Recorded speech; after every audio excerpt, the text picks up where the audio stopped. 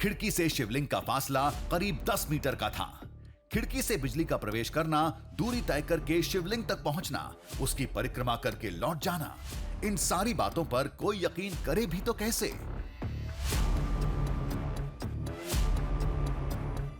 यहाँ जो शिवलिंग है, कहते हैं कि यहीं वो बिजली चक्कर काटती है और चक्कर काटने के बाद वो बिजली गायब हो जाती है। ये जो आप देख रहे हैं रास्ता गर्भगृह में आने का, जैसे इस रास्ते से कोई इंसान पहुंचता है, जैसे मैं यहाँ पहुंचा हूँ, वैसे ही आकाश से जो बिजली गिरती है वो बिजली आती है और फिर इस गर्भगृह के चारों तरफ वो चक्कर काटती है और फिर गायब हो जाती है।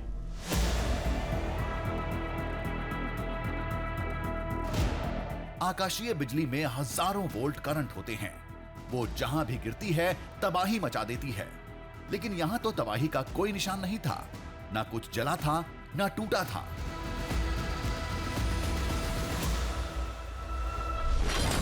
तभी गर्भगृह के पास वो हिस्सा दिखा जहां से कभी पहाड़ के अंदर पड़े पौराणिक मंदिर के अवशेष दिखते थे।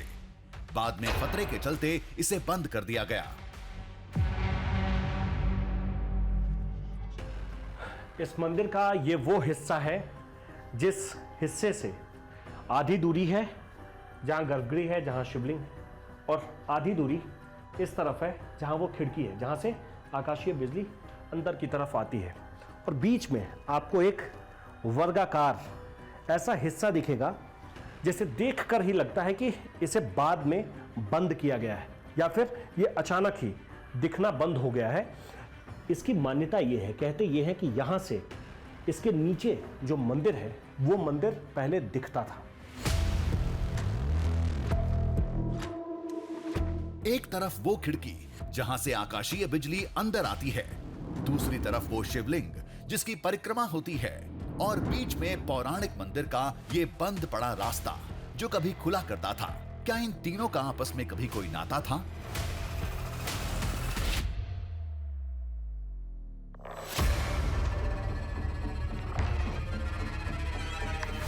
खैर, ऐसे कई सवाल दिमाग में दौड़ रहे थे, लेकिन कोई बात नहीं। सवाल और जवाब के बीच बस एक रात का फासला था।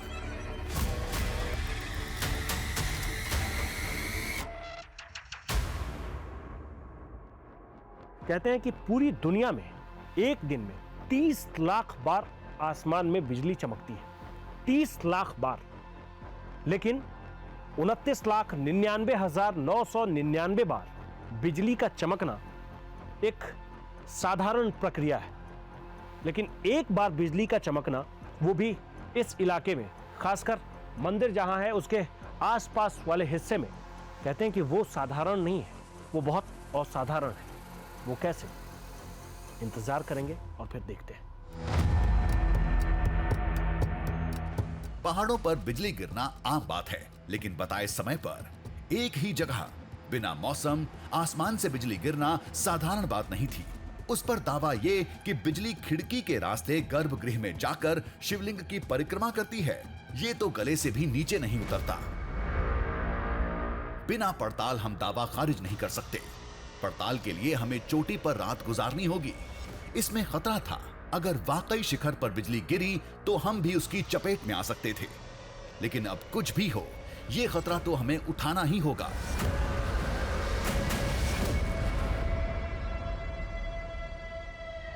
सूरज अपने घर की तरफ बढ़ चला है, मतलब अब से कुछ देर के बाद शाम ढलने वाली है, फिर रात हो जाएगी।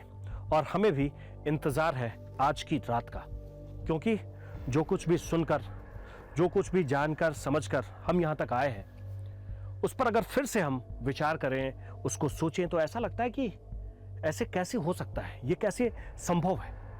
लेकिन जब लोग इस तरह से दावे कर रहे हैं, तो आज की रात हम यहीं रुकेंगे। हमारी पूरी रणनीति तैयार थी।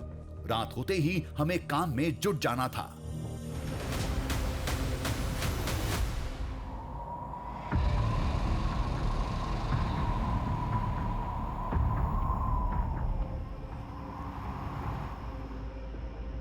पहला लक्ष्य था मंदिर पर गिरती बिजली को कैमरे में कैद करना। उसके लिए चढ़ाई शुरू करने से पहले ही दूर एक कैमरा लगा दिया था।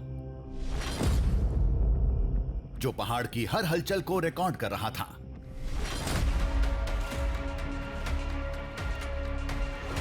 शिवलिंग पर हम खुद निगाह रखेंगे। हजारों वोल्ट की बिजली वहां से गुजरी तो अपने निशान जरूर छोड़ जाएगी। कैमरा रखना रिस्की था, वो पल में खाक हो जाएगा। रात का वक्त है, देर रात हो चुकी है और अब हम बस इसी इंतजार में हैं कि जितनी भी बातें हमने सुनी है या लोगों ने कही है वो कैसे संभव होता है, यहाँ वो कैसे यहाँ होता है। क्या वाकई में इस तरह की चीजें अभी आज की तारीख में भी होती होंगी?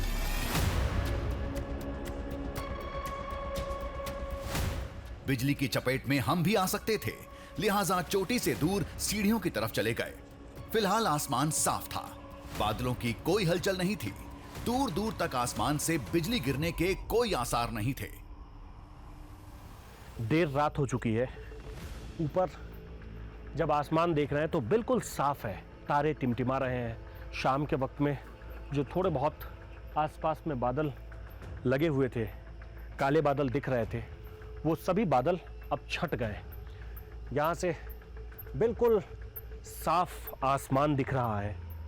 ऐसे में इस बात पर यकीन करना कि अचानक ही बिजली चमकेगी, अचानक ही वो बिजली यहाँ गिर जाएगी, अचानक ही वो मंदिर में प्रवेश कर जाएगी, इसके लिए बस एक ही रास्ता है, इंतजार करना।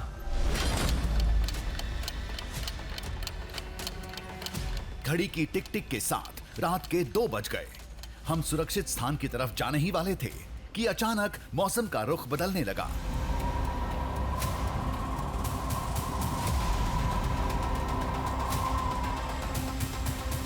तेज हवा चलने लगी, चोटी पर धुंध और बादल मंडराने लगे।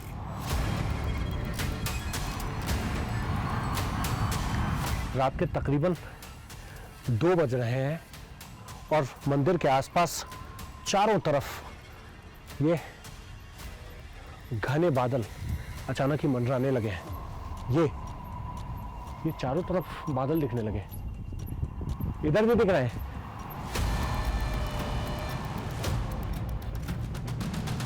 मौसम की ये करवट समझ से परे थी। ये सब कुछ रहस्यमयी लग रहा था।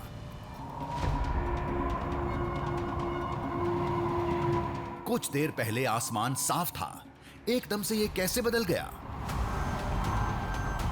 आओ इस वाले हिस्से में आओ। दिन के मुकाबले में यहाँ अभी रात के 3 बजे तापमान में जबरदस्त गिरावट आ गई है। दिन के वक्त में जो तापमान 30 के आसपास था, अभी वही तापमान 22 डिग्री के आसपास पहुंच गया है।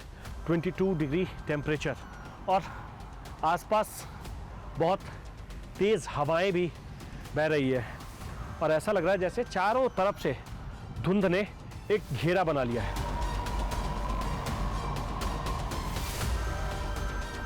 हालांकि रात बहुत बीत चुकी है, अब कुछ ही घंटे बचे हैं जब सूर्योदय हो जाएगा, सूर्य की लालिमा दिख जाएगी इस जगह से।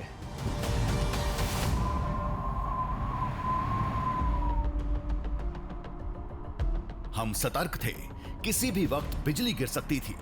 हम सीढ़ी की तरफ किनारे खड़े हो गए।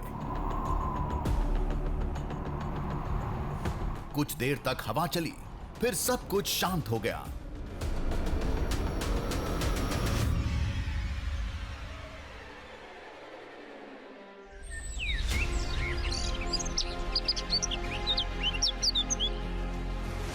और कुछ घंटे बाद पूरब दिशा में सूरज ने भी दस्तक दे दी।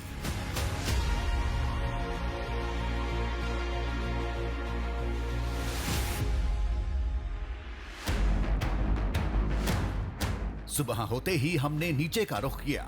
रात में आसमान से बिजली नहीं गिरी। गांव वालों के मुताबिक महीने में एक बार जरूर गिरती है। दिन तारीख तय नहीं है, लेकिन 2 घटनाओं के बीच में 25 से 30 दिन का फासला रहता है। उस हिसाब से रात में बिजली गिरनी चाहिए थी।